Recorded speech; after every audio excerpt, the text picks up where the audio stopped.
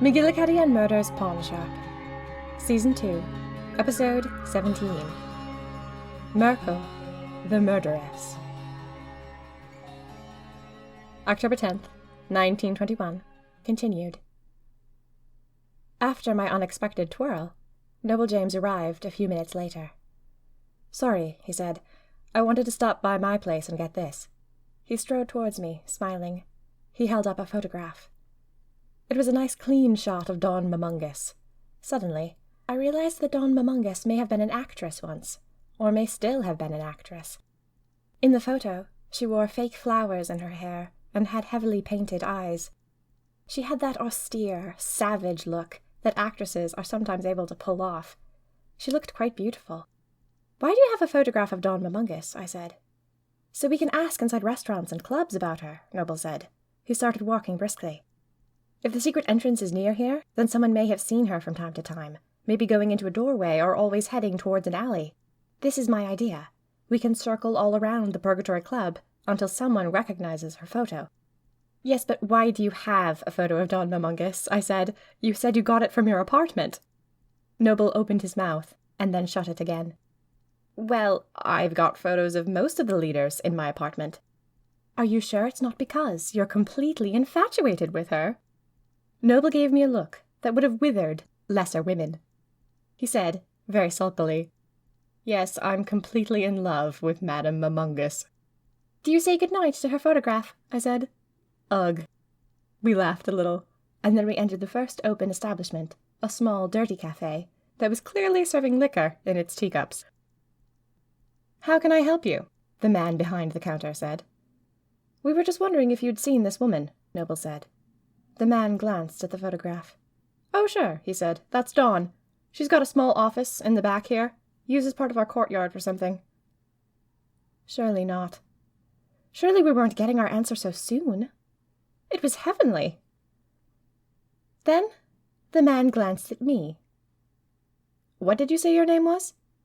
"We didn't," Noble said. Noble glanced at me, and then I swear every hair on his head stood up. He realized it at the same time I did.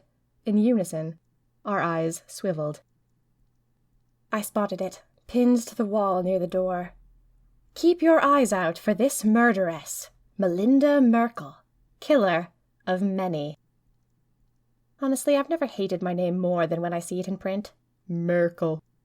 A lot of girls dream of being rescued from poverty or boredom by their future husband. I don't need to be rescued from anything, with the possible exception of my last name.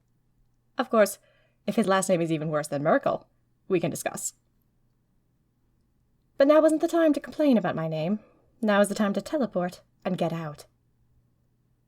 The only problem with that was the little man behind the counter, who kept staring at me. You can't teleport when someone is looking at you, so Noble and I were stuck right where we were, because his eyes were glued to us. "Winnie," the man called. "Go and lock the door. Go and lock the door now, I mean it." He glared at me. "I know who you are. I know exactly who you are, and you're not going anywhere." At this point, other members of the cafe had begun to stare. Some of the bigger men looked eager, like they were hoping for a fight. 2 women gawked at us, too interested to do anything but clutch their teacups and stare. "I'm going to call the police," the little man said. And he did. We waited. At least Noble didn't say anything idiotic like, No, there's been a misunderstanding," or "She's my cousin from Burbank and she only looks like Melinda Merkle." Everyone in that cafe knew who I was, and there was no sense in lying about it. Instead, Noble just stepped close to me and whispered, "I'm thinking." So was I. "Act like you don't know me," I said. "Why?" he said. "Just do it." "Oh, all right," I snapped to the occupants of the cafe. "I'm Melinda Merkle, so what? You're all idiots. You know how many people never recognize me? Well, bully for you." I turned and faced Noble, jabbed my finger at him. "And you, who did you think I was? Did you really believe my stupid story about me looking for my lost aunt? You're quite the prodigy, aren't you?" "You're the killer? You're Melinda Merkle?" Noble said, doing his best to look both innocent and jilted. "Yes," I said. "The police are coming," the little man said. He slammed down the phone's receiver. Noble murmured, just to me, I think I can create a distraction long enough for you to get behind the counter and teleport. The last thing I needed were tales of me being a modern witch, as well as a murderess. No, I'll wait until I'm in a cell, I said. You're willing to let it get that far, Noble said, surprised. My 24-hour deadline was looking bleak. I think I have to let it get that far, I said. Maybe they'll leave me alone in the back of the paddy wagon. Just go now.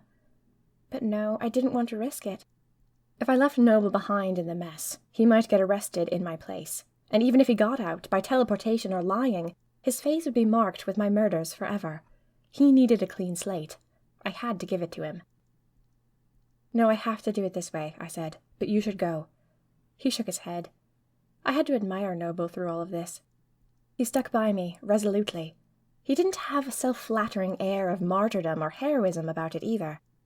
Some men can be very brave, but you can see their chests puffing up the whole time, like their ultimate motive is their ego. Noble was just doing what he thought he had to do, matter-of-factly, which was, be noble. I'm so sorry for that pun, diary. I couldn't resist. Don't try any funny business, the little man hollered at us. Noble resumed looking at me with a mixture of awe and betrayal, playing the part of the poor, duped, innocent bystander. And put your hands on your head while you're at it, one of the men said. He stood up. Several of the other men stood up with him. I hoped this wasn't about to get ugly.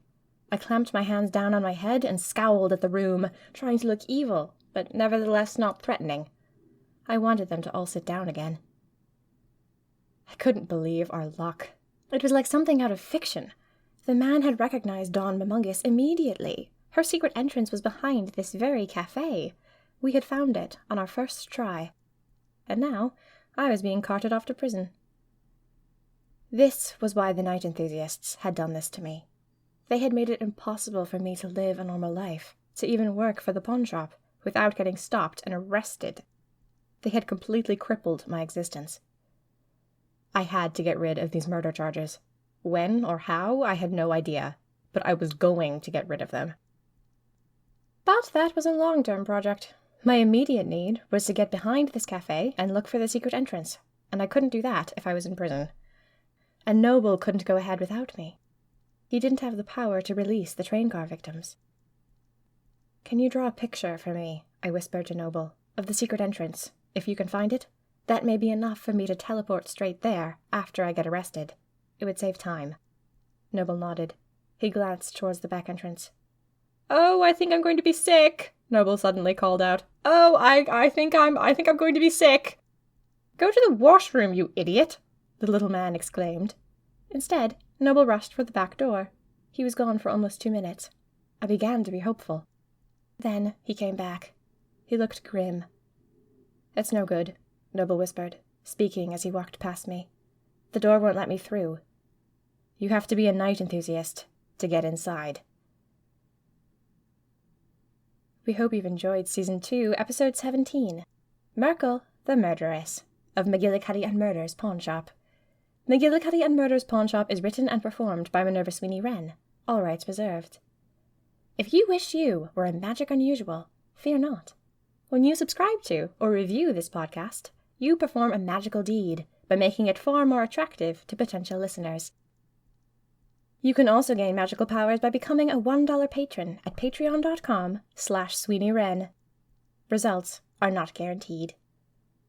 McGillicuddy and Murder's Pawn Shop will continue with Season 2, Episode 18. Prison Break.